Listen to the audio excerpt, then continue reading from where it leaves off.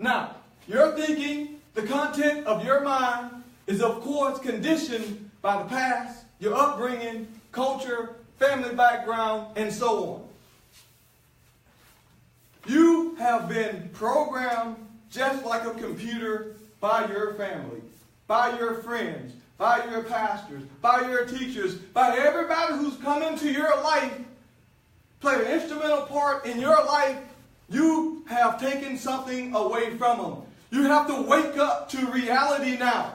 Wake up, you're almost an adult. Wake up to the realities of you dictating where you go, you controlling your destiny by making good choices right now.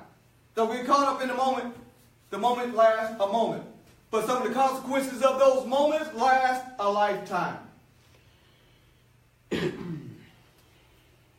So, I listened to this recording by Earl Nightingale, and he was amazed that the people over here were prosperous and the people over here were poor.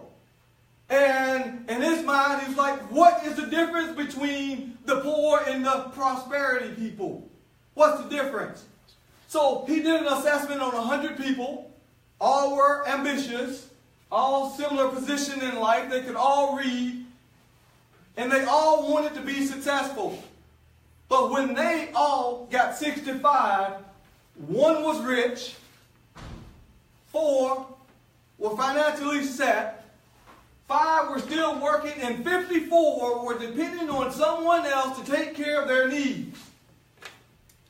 And the fascinating thing about his findings is people do not want to think. They conform to what society expects of them. You conform to what your family did, and you just keep the thing going. You just keep it in a perpetual motion. Instead of stopping and wanting to be different and being different and accepting the ridicule and going forward. But you just go with the flow. And you follow people into terrible situations, then you end up incarcerated, then you're wondering, how am I going to get out? Now all your nerves are going, and you didn't build a solid foundation. Your whole life is going to be that way. If you don't step it up right now. You can be part of that 54 waiting on somebody else to give you something to eat, begging for something to eat, begging for a place to live, or you can stand up and take action right now and create your own destiny. What you were truly designed to do the day you were born. I was listening to a motivational speaker on the way up here, and he was like, you know, you have a goal, and you just keep taking small steps. And be happy on the whole journey.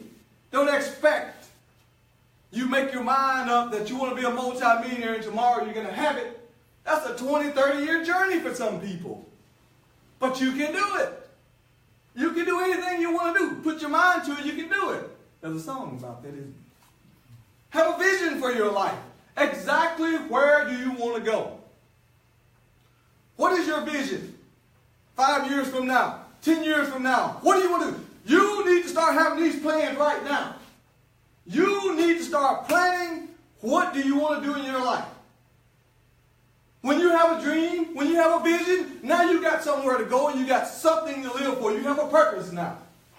Without that dream, without that vision, you're floating out there with the wind, and where the wind blows, that's where you go. You need to understand that you have that vision and that dream for your life. You want to go to school? Sit back and how can I go to school? My family is poor, I can't make it. You get grants, you get college scholarships, you get loans. There's a way for you to achieve your dream. You just got to want it bad enough. Just talking about it and being cool with your boys. Oh yeah, I'm going to go to college, and then you end up down at the local factory somewhere, miserable and disgusted because you haven't even taken the first step in pursuing your dream. You sat back and you watched everything pass you by, and everything was funny, and everything is, I'm hanging with my boys. Hanging with my boys will get you nowhere. Hanging by yourself, making your own decisions, and doing your own thinking will get you prosperity. Having a dream or a vision will get rid of that aimlessness. Going nowhere, just kind of waffling. You have a concrete vision and you're pointing toward it. Once you get your vision, you got to set your goals for it. You got to set your goals. We all are who we are based on the totality of how we were brought up and what we been exposed to, we are who we are. Now, how do you change your habits? You get a vision, you get a dream, and then you set your goals.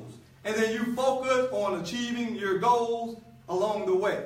You can change a habit in 21 days, a month, 6 weeks, whatever it takes. But you have to become less emotional and more conscious. Emotions get you in trouble. Conscious get you prosperity. You decide which one you want. You make that decision. It's nobody else's fault. Anybody who's not doing well in the United States of America, it's nobody else's fault but their own. Nobody else's fault. You get up, you stay focused, you take action, and you keep taking action, and you keep going until you achieve your true destiny. Don't stop. Don't let somebody tell you you can't do it. Don't let somebody talk you out of your dream, because it's your dream, not theirs. They're basically there to pull you back and make you be like them. It's not worth it. Now, on the last slide, it said for every one physically lazy person, there's 1,000 who are mentally lazy. Mentally lazy. I don't want to read books. I don't want to be curious about how to become an entrepreneur. I'm just going to not even use my brain anymore.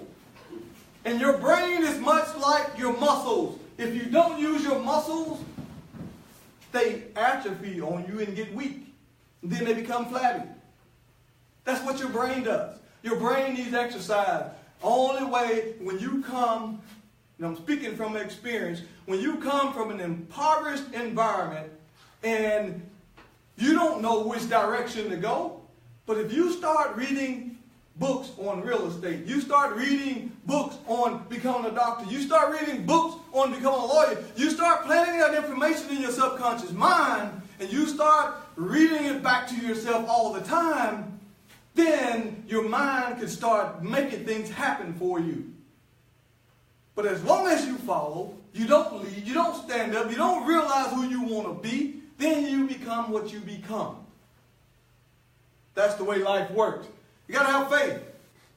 You get your dream, you start setting your goals, and you start marching there, and your boys be like, oh, you can't do that. What do? Oh, okay. No, watch me. Watch me. You watch me do it. You don't have to tell them to watch you. You say it to yourself if you want. But you got to have attitude about your dream.